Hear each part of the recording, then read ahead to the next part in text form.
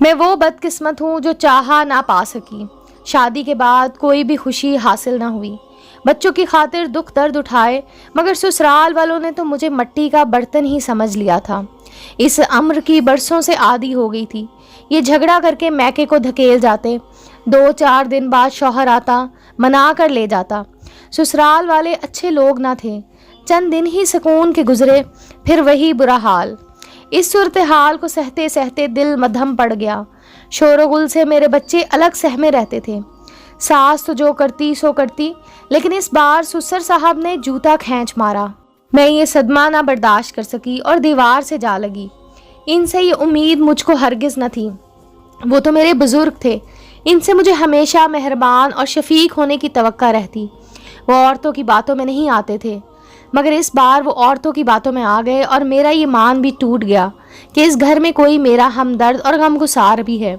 یہ رنج کم نہ تھا کہ اس کے بعد جو آفت ٹوٹی، اس نے سیلاب بن کر مجھ کو گھر سے باہر ہی پھینک دیا۔ بات تو معمولی تھی، رشتہ دار سب کے ملنے آتے ہیں۔ ایک روز میری خالہ زاد بہن شکیلہ اپنے دیور کاظم کے ہمراہ آ گئی۔ کھانے کا وقت تھا، ان کی خاطرداری کرنا ہی پڑی۔ اس روز میری ساس سسر بیٹی کے گھر گئے ہوئے تھے، شوہر بھی دفتر پر جا چکے تھے۔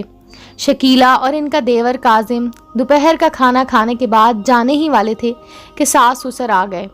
خالہ جی نے مجھ کو مشکوک نظروں سے دیکھا اور کمرے میں جا کر شوہر سے باتیں کرنے لگی۔ میں نے دھیان نہ دیا۔ مغرب کو میرے میاں آ گئے۔ خالہ جی نے نیا قصیدہ شروع کر دیا۔ آخر ان مہمانوں کو اتنی خاطر تواضع کرنے کی کیا ضرورت تھی؟ جو پکا تھا وہی کھلا دیتی۔ خالہ جی میری بہن کے ساتھ اس کا دیور بھی تھا، تبھی اچھا کھانا بنایا تھا۔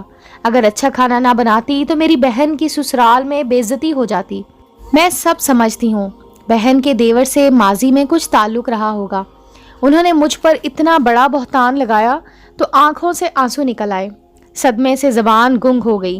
تب میرے میاں نے کہا، بولتی کیوں نہیں، خاموش کیوں ہو گئی؟ کیا بولوں؟ خالہ جی نے بات ہی ایسی کہی ہے کہ بات کرنے کی اب کوئی گنجائش باقی ہی نہیں رہی۔ خالہ جی جھگڑا بنانا چاہتی تھی، بولی دال میں کچھ کالا ہے۔ اب یہ کچھ بولے بھی تو کیسے؟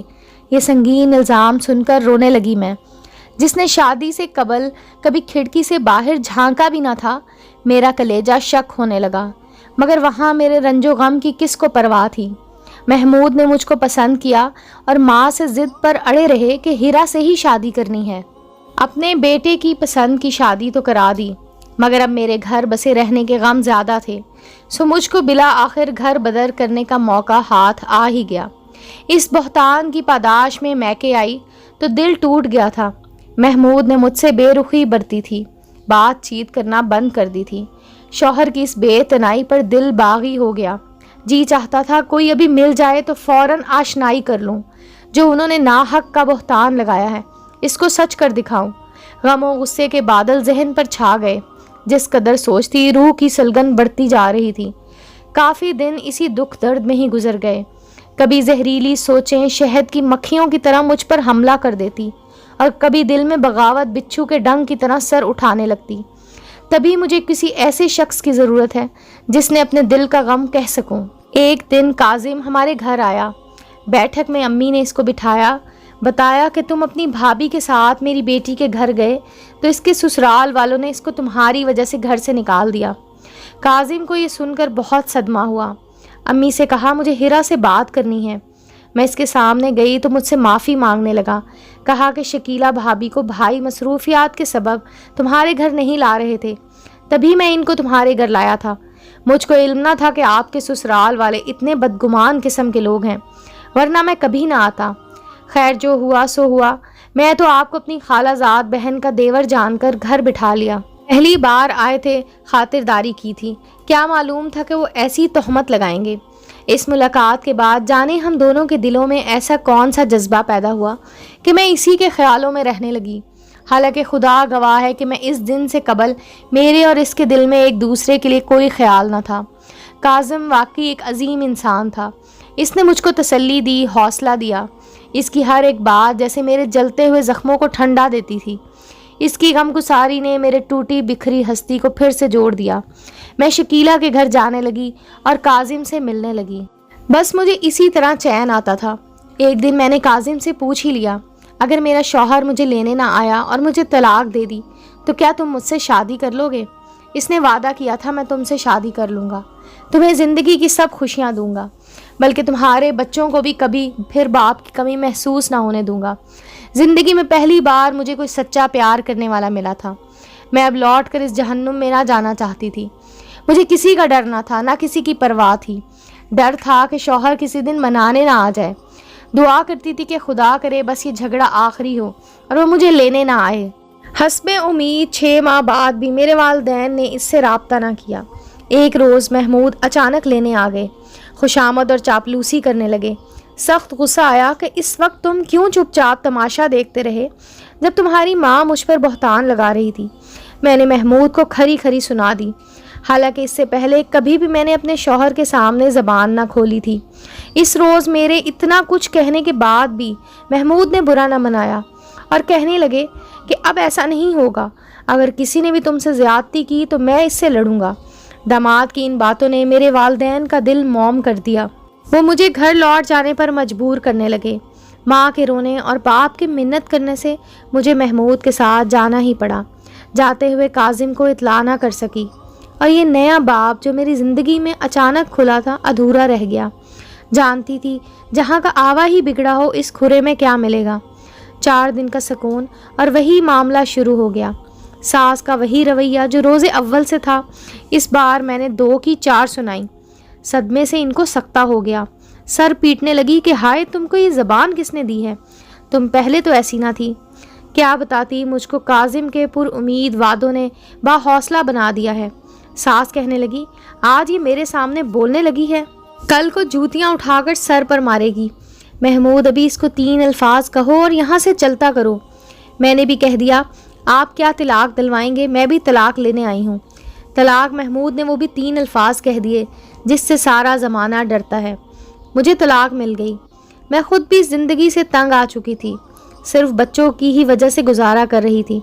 سسرال والوں سے جان چھٹی تو میکے والے بھی ٹوٹ پڑے۔ میں نے بھی کہہ دیا کہ میں نے کاظم کی وجہ سے طلاق لی ہے۔ ماں شکیلہ کے گھر گئی اور اس کو قصوروار ٹھہرایا۔ سب نے مجھے باتیں کی لیکن میں خاموش ہو کر سنتی رہی۔ یہ جانا کہ ایک شخص نے تو محبت کی ہے، وہ سہارا بھی دے گا، لیکن بزدل کا وعدہ پورا ہو جائے تو رونا کس بات کا۔ میری قسمت میں بربادیاں لکھی تھیں۔ کاظم نے مجھے بیچ میدان چھوڑ دیا۔ وہ مجھ سے 3 برس چھوٹا تھا اور ابھی غیر شادی شدہ تھا، اور میں 2 بچوں کی ماں تھی۔ میری طلاق کا سنا تو اس قدر گھبرا گیا کہ گھر سے بھی غائب ہو گیا۔ اس کے گھر والے اس قدر پریشان تھے، سب نے اس کا کافی انتظار کیا لیکن اس کا کوئی سراغ نہ مل سکا۔ تبھی میں اس کے دوست ثاقب کے پاس چلی گئی جو ہمارے راز سے واقف تھا۔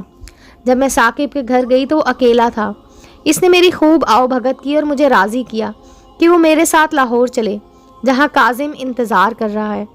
وہ یہاں تم سے کبھی بھی شادی نہیں کرے گا کیونکہ وہ اپنے رشتہ داروں سے ڈرتا ہے۔ میں اس کی باتوں میں آ گئی، اس کے ہمراہ لاہور آ گئی۔ دونوں بچوں کو والدین کے گھر چھوڑا، سوچا کہ شاید رقم کی بھی ضرورت پڑے، زیورات بھی ساتھ لیے۔